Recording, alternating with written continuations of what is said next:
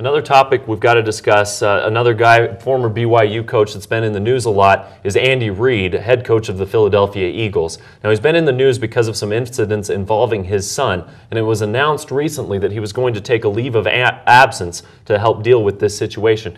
What do you think about this situation? Is this the right move for Andy to make right now, Darnell? Absolutely. I mean, his family's got to come first, and unfortunately, most of us can probably guess how many hours he has to put in as a head coach of a professional football team. The Eagles are probably no different than any other team in the league where you've got to be there all the time. And when you're a coach, you move around a lot, your kids have to go to different schools, and there are some factors that play into that where they may not end up following the straight and narrow that the parents want them to, and the parents might be busy enough where it's hard for them to know what's going on. So I really feel for Andy Reid, but it's definitely the right move. There has even been some discussion about he might even step down as the Eagles coach to take care of his family, and that would be the right move, the right thing to do, because his family is more important and should be more important. Even, this is the NFL and there's millions of dollars involved, and he'd probably have to lose some money of his contract, but I think Andy's going to have his heart in the right place and want to take care of this with his family. This is Philadelphia, man. This is a place that's booed Santa Claus when he's shown up at the game.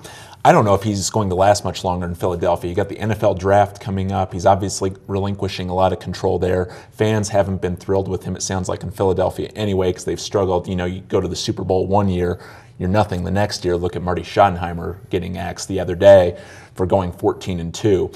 So with Andy, I wish him the best. You never want to see coaches go through that, because if you know any coach, you understand some of the pratfalls that go into it, and family is a huge one with trying to take care of kids. I can't see him lasting much longer in Philadelphia because of this, though. Now, if he doesn't last very much longer, will it take him long? I mean, he's had quite a bit of success. Will it take him long to find another position, or will he even look, do you think? I hear the offensive line coach at BYU is open. Maybe Andy would be. I mean, they talked about that in the past when Gary Croton was resigned, let go. Andy Reid's name came up, but at that point he was very successful.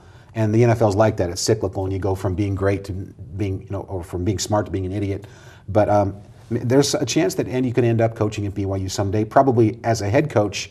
I don't know that he would drop down the capacity of just being offensive line coach, but he's a good enough coach and has proved himself where he can find another job in that arena if he chooses to. Yeah, I don't think he'd have any trouble being a head coach again in this league. Look at all the names that get recycled, and Andy certainly had a lot of success that would warrant another shot. Well, and we certainly wish the best to Coach Reid and his family with the problems that they're dealing with right now outside of football, much more important.